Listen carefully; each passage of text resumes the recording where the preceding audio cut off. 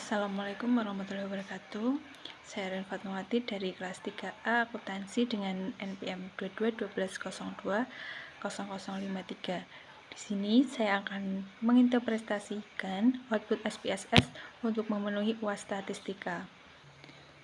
Baik, yang pertama, tentukan 3 variabel, 2 variabel sebagai variabel bebas atau independen dan 1 variabel tak bebas atau dependen. Di sini saya menggunakan variabel bebas independen, yaitu X1 adalah durasi belajar, sedangkan X2 adalah jumlah media belajar. Variabel terikat atau dependen, Y itu nilai ujian. Yang kedua, buatlah data sembarang dari 3 variabel yang telah ditentukan dari nomor 1 masing-masing minimal sebanyak 20 data. Kemudian input ke dalam SPSS. Dan selanjutnya ini adalah data yang sudah saya copy dan saya salinkan ke dalam SPSS. Lalu klik analyze dan klik regression dan lalu klik linear.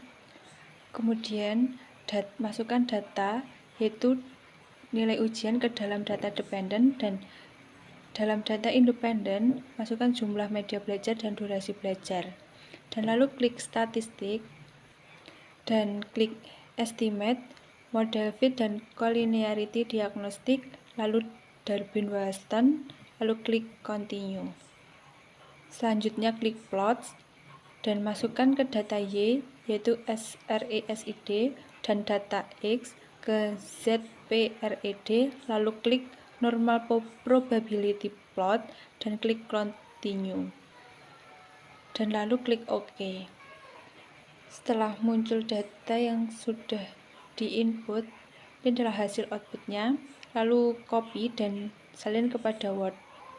Dari hasil output SPSS, itu terdapat variabel entered atau row method, ada modal summary, ANOVA, koefisien, collinearity diagnostic, residual statistik. Selanjutnya, hasil interpretasi output SPSS yang pertama itu ada persamaan regresi atau tabel koefisien. Nah, dalam model persamaan regresi ini A 44,179, artinya apabila durasi belajar X1 dan jumlah media belajar X2 diasumsikan tidak memiliki pengaruh sama sekali atau sama dengan 0, maka tingkat nilai ujian adalah sebesar 44,179.